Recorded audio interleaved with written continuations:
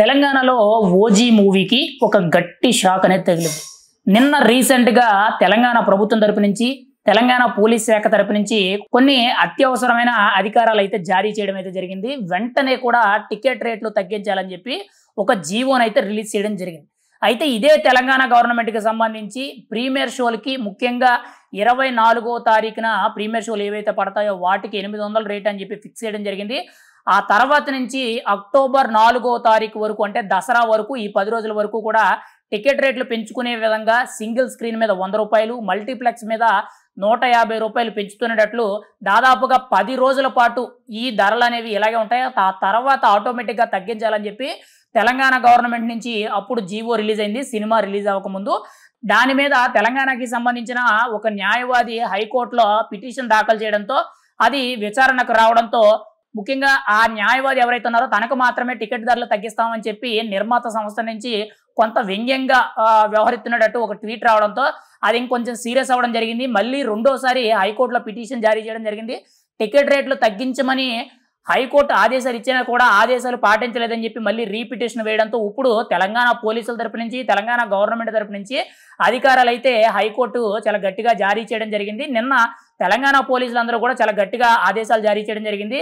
ఎక్కడైనా కానీ టికెట్ రేట్లు ఎక్కువ అమ్మినట్టు, ఎక్కడైనా టికెట్ రేట్లు తగ్గించకుండా ప్రజలకు ఎక్కువ రేట్లలో అమ్ముతున్నట్లయితే వాళ్ళ మీద కఠినమైన చర్యలు తీసుకుంటాం, థియేటర్ యాజమాన్యాన్ని అరెస్ట్ చేసే పరిస్థితి వస్తుందని చెప్పి తెలంగాణ పోలీసుల తరపు నుంచి, డీజీపీ గారి తరపు నుంచి అఫీషియల్గా ఒక నోటిఫికేషన్ అయితే రిలీజ్ చేయడం జరిగింది.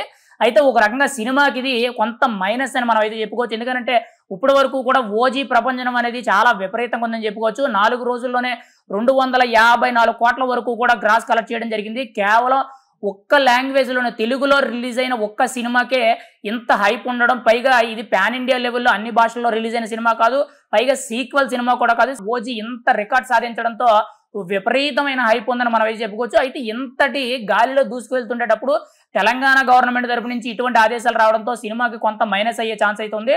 ఇంకా అక్టోబర్ 4వ తారీఖు వరకు సుమారు ఇంకొక 5 రోజుల వరకు ఉంది. కానీ ఈ 5 రోజుల్లో కూడా కొంత కలెక్షన్స్ అనేవి తగ్గే అవకాశం అయితే ఉంది. కానీ ఇక్కడ తెలంగాణ గవర్నమెంట్ ఏదైతే ఆదేశాలు జారీ చేసిందో, అంతకుముందు టికెట్ రేట్లు పెంచుకోవడానికి ఇప్పుడు టికెట్ రేట్లు తగ్గించాలని ఏదైతే జారీ చేసిందో, ముందు టికెట్ రేట్లు పెంచుకునేటప్పుడు సుమారు 800 వరకు కూడా ప్రీమియర్ షోలకు అమ్ముకునే విధంగా అవకాశం కల్పించడం జరిగింది. కానీ అదే 800 రూపాయల టికెట్ అనేది బ్లాక్లో దాదాపుగా 1000 రూపాయలు, 1200, 1500, సుమారు 2000 పెట్టిన సందర్భాలు కూడా ఉన్నాయని చెప్పి చాలా మంది అభిమానులు చెప్పడం జరుగుతుంది.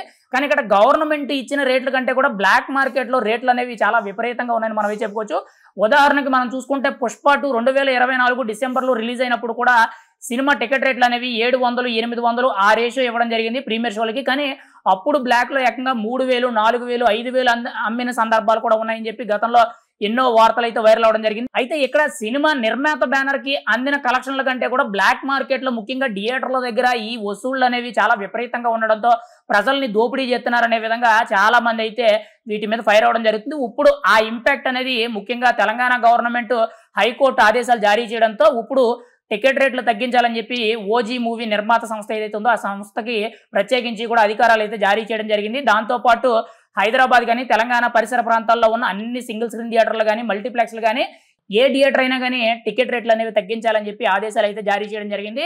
దీనివల్ల కొంత కలెక్షన్లకు అయితే కొరత పడే అవకాశం ఉందని మనం అయితే చెప్పుకోవచ్చు. ఏదేమైనా కానీ ఓజీ ప్రపంచం అయితే విపరీతంగా ఉంది. 4 రోజుల్లో 254 కోట్ల వరకు కూడా కలెక్ట్ చేయడంతో ఇంకా ఎంత కలెక్ట్ చేస్తుందని చెప్పి అభిమానులు అందరూ కూడా ఎదురు చూడడం జరుగుతుంది.